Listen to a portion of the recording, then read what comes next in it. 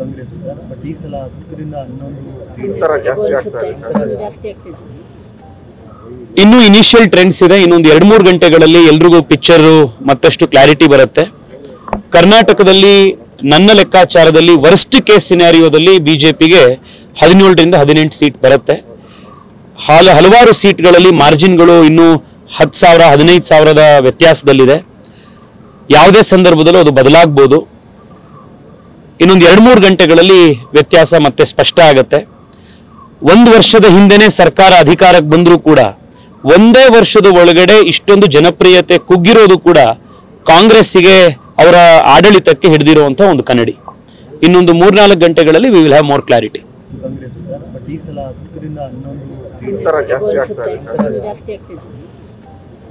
ಇನ್ನು initial trends ಇದೆ. ಇನ್ನೊಂದು 2-3 ಗಂಟೆಗಳಲ್ಲಿ ಎಲ್ರಿಗೂ ಪಿಕ್ಚರ್ ಮತ್ತಷ್ಟು ಕ್ಲಾರಿಟಿ ಬರುತ್ತೆ. ಕರ್ನಾಟಕದಲ್ಲಿ ನನ್ನ ಲೆಕ್ಕಾಚಾರದಲ್ಲಿ ವರ್ಸ್ಟ್ ಕೇಸ್ ಸಿನಾರಿಯೋದಲ್ಲಿ ಬಿಜೆಪಿಗೆ 17ರಿಂದ 18 ಸೀಟ್ ಬರುತ್ತೆ. ಹಲವಾರು ಸೀಟ್ಗಳಲ್ಲಿ ಮಾರ್ಜಿನ್ಗಳು ಇನ್ನೂ 10,000 15,000ದ ವ್ಯತ್ಯಾಸದಲ್ಲಿದೆ. ಯಾವುದೇ ಸಂದರ್ಭದಲ್ಲೂ ಅದು ಬದಲಾಗಬಹುದು. ಇನ್ನೊಂದು 2-3 ಗಂಟೆಗಳಲ್ಲಿ ವ್ಯತ್ಯಾಸ ಮತ್ತೆ ಸ್ಪಷ್ಟ ಆಗುತ್ತೆ. 1 ವರ್ಷದ ಹಿಂದೆನೇ ಸರ್ಕಾರ ಅಧಿಕಾರಕ್ಕೆ ಬಂದರೂ ಕೂಡ ಒಂದೇ ವರ್ಷದ ಒಳಗಡೆ ಇಷ್ಟೊಂದು ಜನಪ್ರಿಯತೆ ಕುಗ್ಗಿರೋದು ಕೂಡ ಕಾಂಗ್ರೆಸ್ಸಿಗೆ ಅವರ ಆಡಳಿತಕ್ಕೆ ಹಿಡಿದಿರುವಂತಹ ಒಂದು ಕನ್ನಡಿ. ಇನ್ನೊಂದು 3-4 ಗಂಟೆಗಳಲ್ಲಿ we will have more clarity.